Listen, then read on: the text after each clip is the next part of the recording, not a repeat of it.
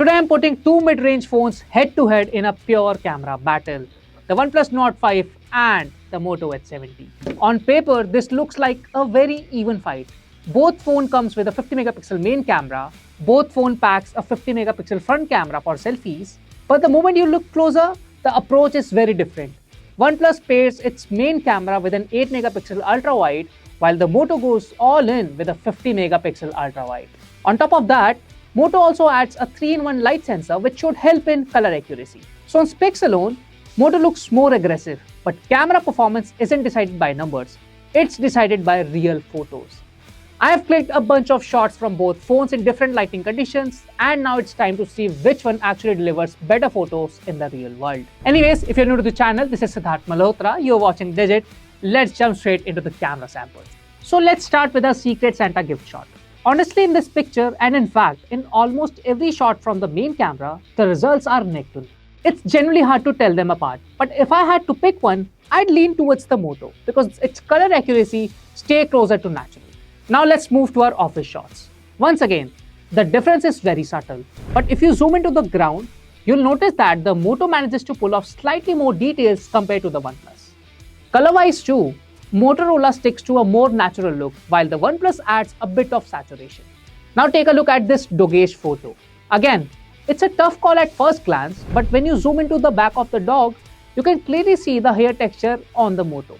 And if you zoom into the dogish's leg, the texture is much more visible on the Moto, whereas the OnePlus loses some of that fine detail. In daylight shots of a human subject, the Moto brightens up the face.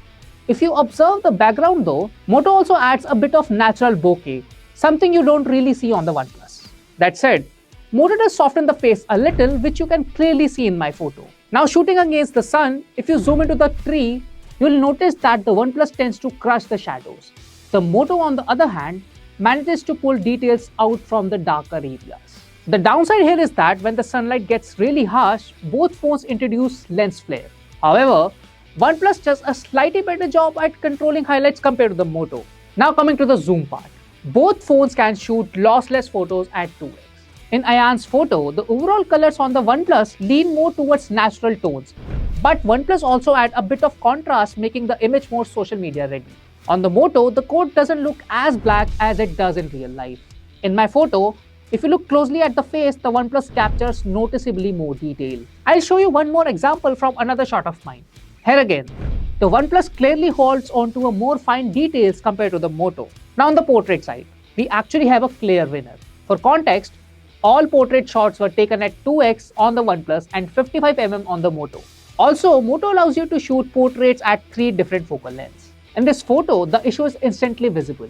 OnePlus has completely blurred out the right lens of the specs.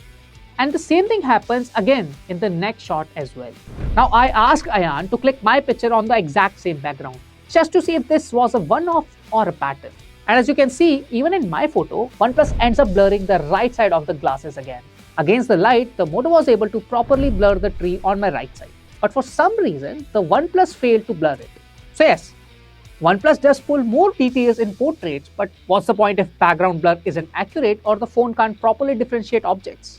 In low light conditions, the Moto clearly captures more details. In this photo, if you zoom into the billboard, you can clearly see the person's face. Even the highlights are better controlled on the Moto. In this train bogie shot, the text is more readable on the Moto, and if you zoom into the bottom part of the bogie, Moto again manages to pull details out of the shadows. Even the blue color in that section is clearly visible. Now coming to the ultra-wide camera, and once again, we have a clear winner here. In these shots, the OnePlus already softens the leaves, and when you look at the ground, the details are clearly missing compared to the Moto.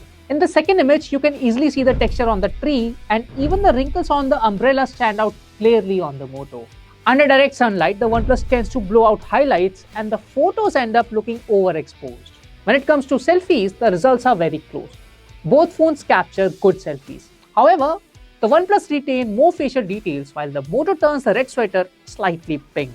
In my selfie, you can clearly see more detail on the forehead in the OnePlus shot. The same behavior continues in portrait selfies as well.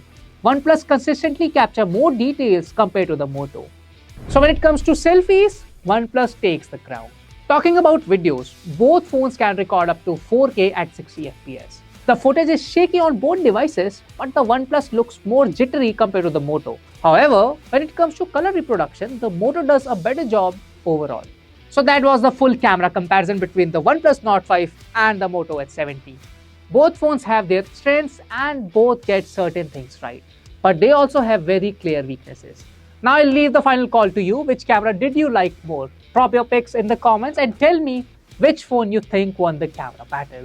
And if this comparison helped you, don't forget to like, share and subscribe for more real-world camera tests and honest tech comparisons. Thanks for watching and I'll catch you in the next one.